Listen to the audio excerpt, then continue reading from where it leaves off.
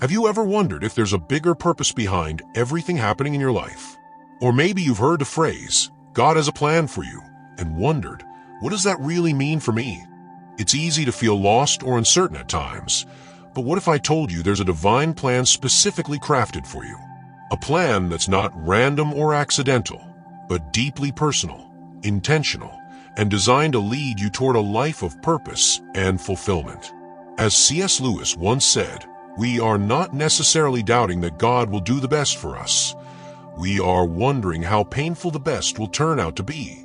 His words remind us that trusting in God's plan isn't always easy, but it's always for our ultimate good. In this video, we'll explore what it truly means when God has a plan for your life, how it can transform your perspective, and how to walk confidently in His guidance. So, let's dive in. When we speak of God having a plan for our lives, it's natural to envision something grand, perhaps a career that brings about significant change, a family filled with love, or a life that leaves a lasting legacy. These are the kinds of milestones many hope for, and they certainly could be part of God's design for some. However, God's plan is much more profound than just visible achievements and success stories. His purpose for your life extends into the small, often unnoticed moments of daily existence, those fleeting instances that may seem insignificant but carry great meaning in the divine scheme of things. The Bible offers assurance about God's plans through verses like Jeremiah 29 verse 11, where God says, "For I know the plans I have for you, plans to prosper you and not to harm you, plans to give you hope and a future." This verse provides comfort and reassurance, yet its depth needs to be understood beyond the surface. It doesn't suggest that life will be free from challenges or hardships. It doesn't guarantee that everything will unfold just as we expect it to. What it does affirm is that God's will is sovereign, intentional, and ultimately for our good. Think of an artist creating a mosaic, a masterpiece formed from many individual pieces. When you look closely at the raw pieces, glass or stone, they appear random, jagged, and disordered. But as the artist carefully arranges them, they come together to form something beautiful, meaningful, and complete. In much the same way, God takes the various elements of your life, the triumphs, the struggles, the mundane days, and the painful moments, and weaves them together for a higher purpose. His plan is not limited to what is visible at any given moment. It is far greater than the sum of its parts, designed with intention and love. The late author C.S. Lewis once said, "Hardships often prepare ordinary people for an extraordinary destiny." This captures a core truth about God's plan. It is not always easy to understand in the moment, especially during times of difficulty, but it is always for your ultimate good. Trusting in God's plan requires us to see beyond the immediate, to have faith that every aspect of life, no matter how trivial or difficult, contributes to the greater good He is working out. God's plan for your life is much broader than what you can see in your immediate surroundings. It is a divine narrative that spans the course of your life and goes beyond your personal accomplishments. The truth is, it's often in the small and the challenging moments that God's purpose is most powerfully realized. So, while it may feel like your life is a collection of disconnected moments, rest assured that God is at work, putting it all together to fulfill His greater purpose for you. Trusting in this truth, that God has a plan for you, requires faith. It's not always about understanding why things happen as they do, but about trusting that God's plan is good, even when it's not immediately clear. Faith isn't just about accepting the good moments. It's also about trusting in God's sovereignty when life doesn't unfold as we expect. It's about knowing that He is with us in every moment, working all things together for His glory and our ultimate good. This is the essence of faith, the belief that God is in control and that He's always working out His plan for us, even when we can't yet see the outcome.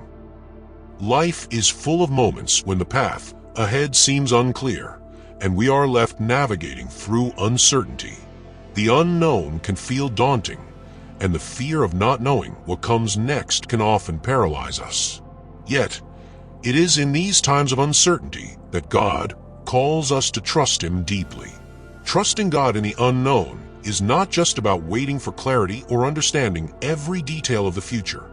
It's about embracing the journey with faith, knowing that God is present, guiding, and working everything for our good. The Bible gives us a powerful reminder in Psalm 119 verse 105, where it says, "Your word is a lamp to my feet and a light to my path."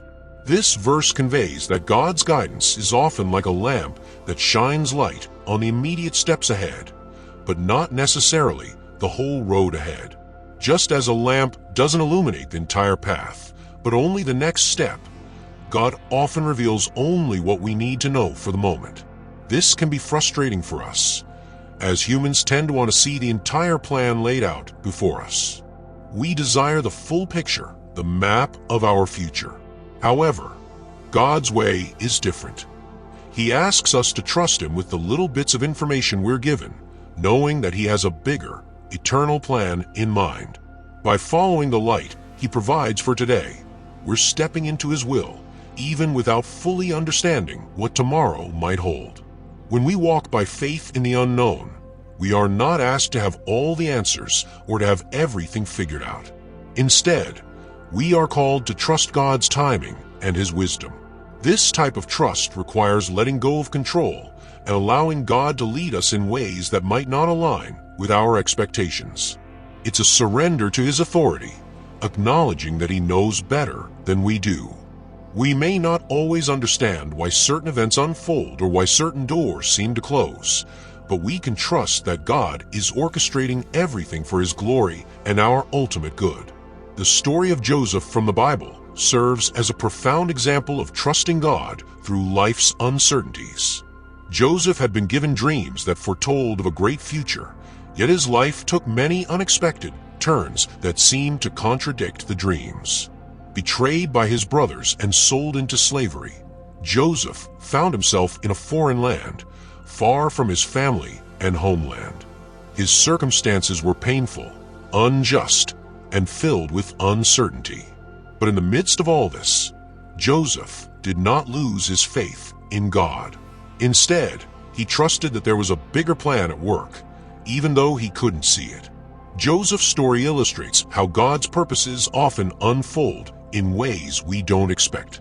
Despite being wrongfully imprisoned and enduring hardship, Joseph remained faithful to God. In time, his trust in God's plan led him to a position of power in Egypt, where he was able to save countless lives during a famine. When Joseph finally confronted his brothers, who had once betrayed him, he was able to say, "You intended to harm me, but God intended it for good to accomplish what is now being done, the saving of many lives." Joseph's life teaches us that even the most painful experiences can be part of God's greater purpose, even when we can't see how it all fits together in the moment. Trusting God in the unknown isn't always easy. There are times when the waiting feels unbearable, when the future seems uncertain, and when the path ahead is shrouded in darkness. But God's faithfulness remains constant, even when we can't see it. In those moments of uncertainty, God asks us to hold on to His promises and trust that He is with us, even when it feels like we are walking alone. The unknown doesn't mean abandonment. Rather, it's an opportunity to deepen our reliance on God.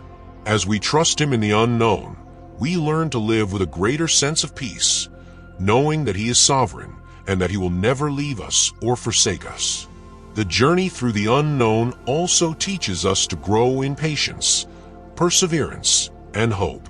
While we may want instant answers or immediate clarity, God often uses the process of waiting to shape our hearts. In the waiting, we learn to lean into Him more deeply, to rely on His wisdom, and to be content with His plan, even if it doesn't match our expectations. This is where faith grows, when we continue to trust God despite not having all the answers. Trusting God in the unknown means choosing to believe that God is always working, even when we can't see it. It means knowing that every twist and turn in the road is part of His divine design. Though we may not always understand why things happen, we can rest assured that God's plan for our lives is good, perfect, and filled with purpose. Even in the darkest moments, God is present, working all things together for our benefit and His glory. In our lives, the unknown will always exist. There will always be moments of doubt, fear, and confusion. But the good news is that God is the God of the unknown. He is not surprised by our uncertainties.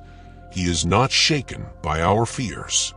He is in control, and He asks us to trust Him, step by step, day by day. By placing our trust in Him, we can walk forward with confidence, knowing that He will lead us into His perfect plan no matter what lies ahead. The question of why pain and suffering exist, especially in the lives of those who love and serve God, is one of the most profound and challenging aspects of the Christian faith. It's a question that has troubled believers and seekers alike for centuries. If God is loving, powerful, and has a plan for us, why does He allow us to experience pain? Why do innocent people suffer? Why does it seem like the righteous often face hardship while the wicked prosper?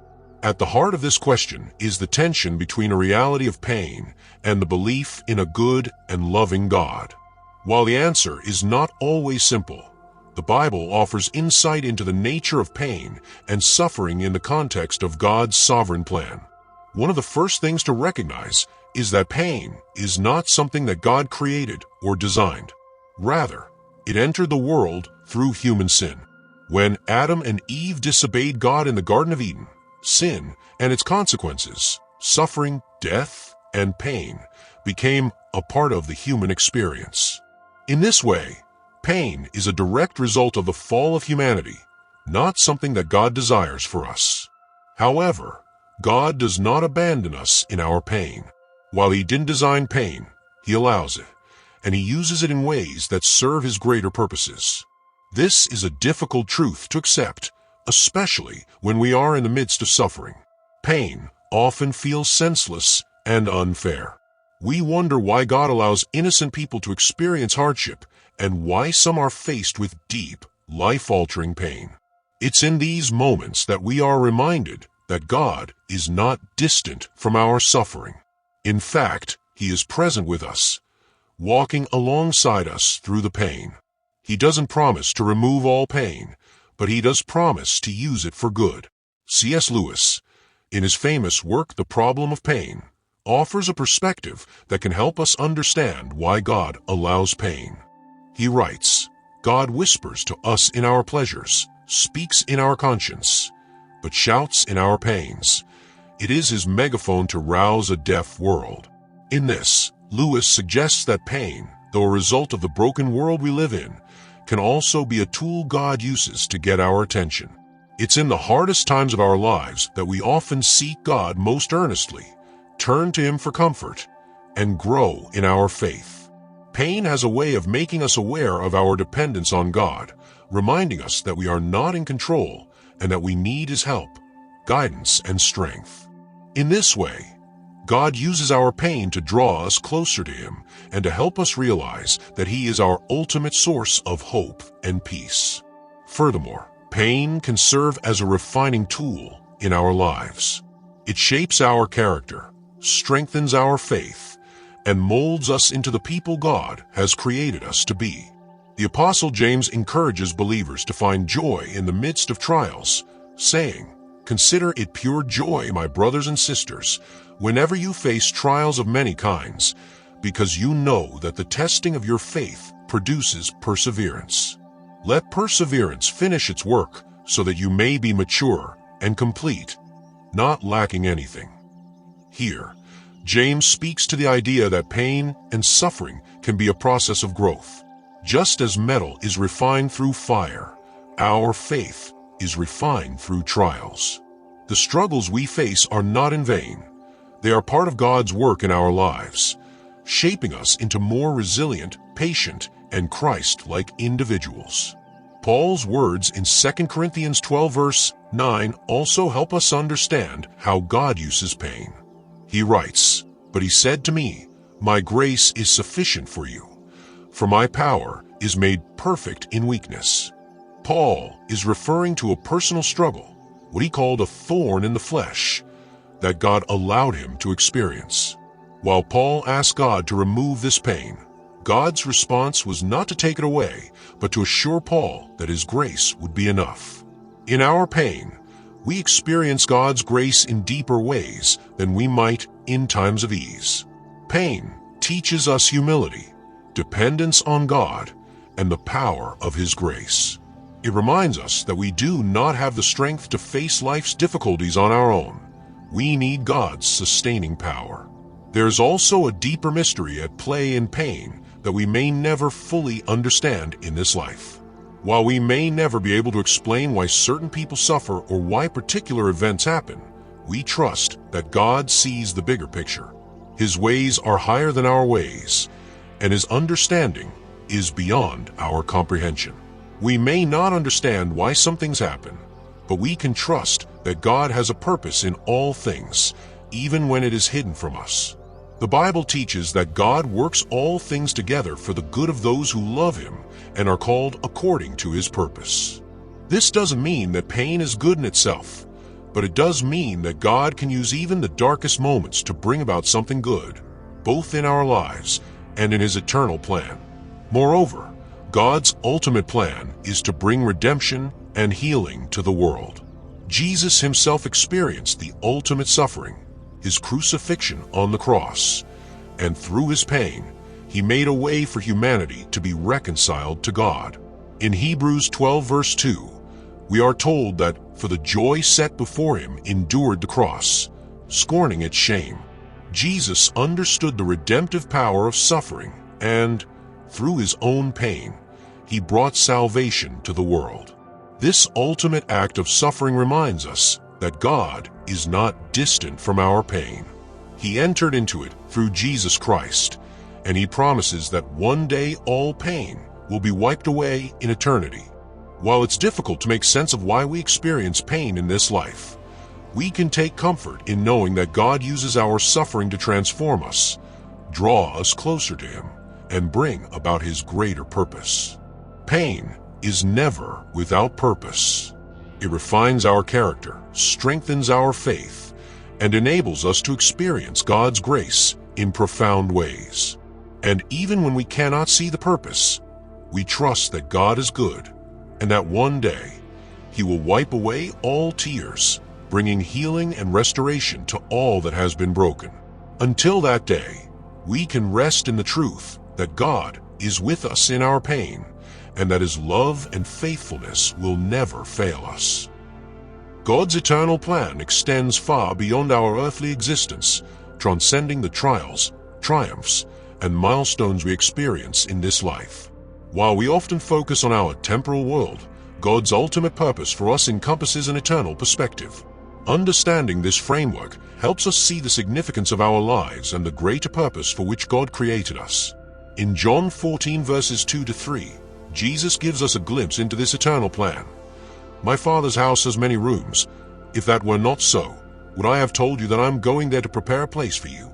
And if I go and prepare a place for you, I will come back and take you to be with me, that you also may be where I am.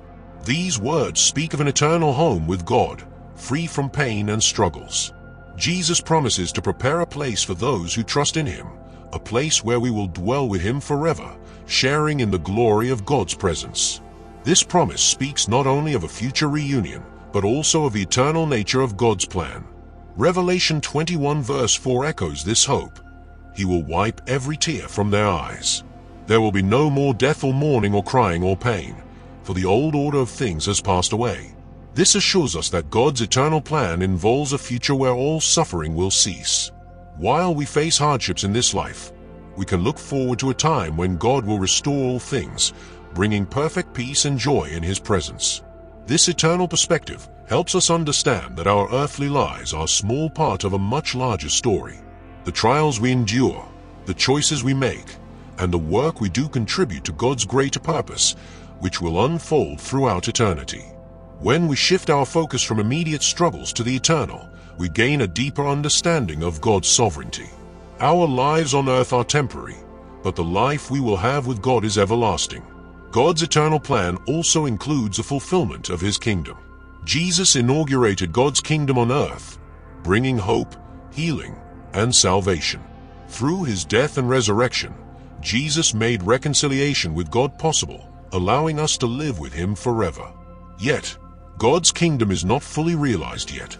The Bible speaks of a time when Christ will return to establish His kingdom in its fullness, one of justice, peace, and love. This is the culmination of God's eternal plan, the restoration of all things and the ultimate triumph of good over evil. In 1 Corinthians 15 verses 24 to 25, Paul writes, "Then the end will come, when He hands over the kingdom to God the Father after He has destroyed all dominion, authority, and power. For He must reign until He has put all His enemies under His feet." The return of Christ will mark the defeat of sin, death, and evil, ushering in an eternal reign of righteousness. This will be a new creation, free from brokenness, injustice, and pain. God will wipe away every tear, and we will dwell with Him in a restored world. This eternal plan has implications for how we live today. Understanding that God's plan extends into eternity should reshape our approach to life. Our actions, choices, and the way we live have eternal significance. In Matthew 6 verses 19 to 21, Jesus teaches us not to store up treasures on earth, but to focus on things that have eternal value: love, kindness, faith, and hope. These virtues matter not just for today, but for eternity. Furthermore, knowing that God has an eternal plan gives us strength to endure life's difficulties. The struggles we face now are temporary, and God uses them for greater purpose. 2 Corinthians 4 verse 17 reminds us that our light and momentary troubles are achieving for us an eternal glory that far outweighs them all. While our pain is real, it pales in comparison to the eternal glory that awaits us. Ultimately, God's eternal plan offers us hope, purpose, and a secure future. The challenges of this life are not the final word. God's plan will triumph, and we will experience His love and grace forever. When we focus on this eternal promise, we gain strength, peace, and joy. We are part of something much bigger than ourselves, and our lives, aligned with God's will, have eternal significance. We are called to live with an eternal perspective, trusting that God's perfect plan will bring about the fulfillment of His glorious kingdom. Trusting God's plan for our lives can often feel challenging, especially when faced with uncertainty, pain, and moments of doubt. However, it is through trust in His sovereignty that we find peace and purpose. When we embrace the truth that God has a plan for us, it requires surrendering control and letting go of the need to understand everything that happens in our lives. Instead, we are called to trust in God's wisdom, His timing, and His love for us. One of the hardest aspects of trusting God's plan is recognizing that His ways are often different from ours. We tend to want things to happen according to our own schedule, but God's timing is always perfect. Often, the plan unfolds slowly, step by step.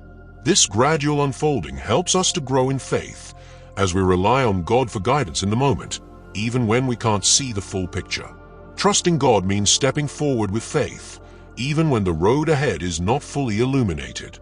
There are times when we encounter pain, hardship, and suffering, and we may question why a loving God allows us to experience such difficulties. The answer lies in understanding that pain, though uncomfortable, serves a purpose. God uses it to refine us, build character, and draw us closer to Him.